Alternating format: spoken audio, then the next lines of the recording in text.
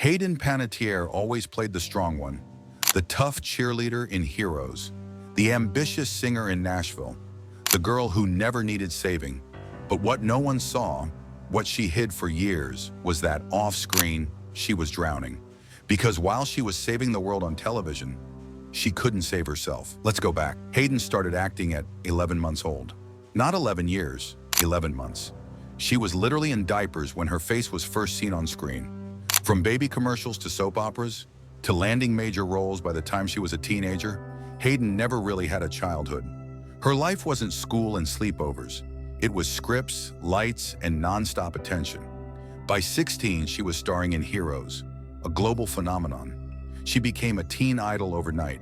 And with that fame came the pressure. Always look perfect, always smile, always be grateful. But there was no space to be human. Behind the scenes, Hayden was already struggling with anxiety.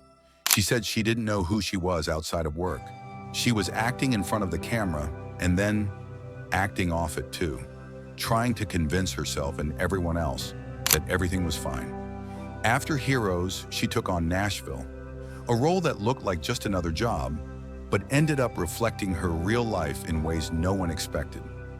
Her character, Juliette Barnes, was a country star battling fame, addiction, and postpartum depression. In a twist that felt more cruel than ironic, Hayden was fighting all those same demons in real life, except no one yelled "cut" when things got too real. In 2014, Hayden gave birth to her daughter. What should have been the happiest time of her life quickly spiraled into darkness. She developed severe postpartum depression. She couldn't sleep.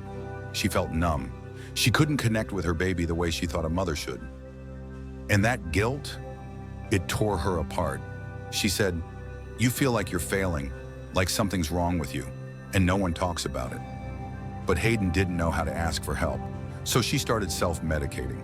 Alcohol, pills, anything to dull the pain. What began as a coping mechanism turned into a full-blown addiction. And because she was famous, she got good at hiding it. She still showed up for work, still smiled in interviews, still posed on red carpets, but inside she was falling apart. Then came something that crushed her more than anything else. In the middle of her addiction, she made a heartbreaking decision. She gave up custody of her daughter, not because she didn't love her, but because she did. She said, "I was not okay, and the last thing I wanted was for my daughter to see me like that." Her daughter went to live with her father in Ukraine, and Hayden disappeared. No movies, no shows, no updates, just silence. Behind that silence was chaos. She was in a toxic, abusive relationship with Brian Hickerson.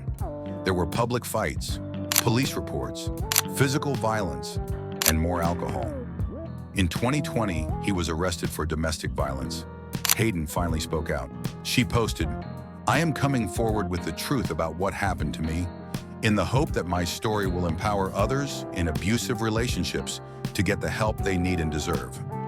That was the moment Hayden stopped hiding. She began speaking honestly, for the first time in years, about the addiction, the trauma, the depression, the fear, and about how hard it was to start over.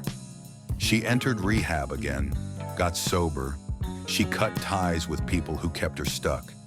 And she began doing the quiet, painful work of healing. But healing isn't fast, and it doesn't always look like a comeback. Hayden didn't return to acting right away. She stayed out of the spotlight, focused on rebuilding herself from the inside out. She's been open about how hard it still is, the shame, the regret, the guilt of missing so much of her daughter's life. But she's also been clear she's not giving up. In 2023, she made a small return to film, not to reclaim her old fame, but to show herself she still could. She's also spoken out about mental health, addiction, and postpartum depression, not as a celebrity, but as a survivor. Today, Hayden is still healing, still growing, still figuring out who she is, without the scripts, without the pressure, without the mask. And that's more powerful than any role she's ever played, because it's real. She's not Juliette Barnes. She's not the cheerleader saving the world. She's just Hayden, a woman who broke, and is learning to live again. And maybe that's the strongest version of her yet.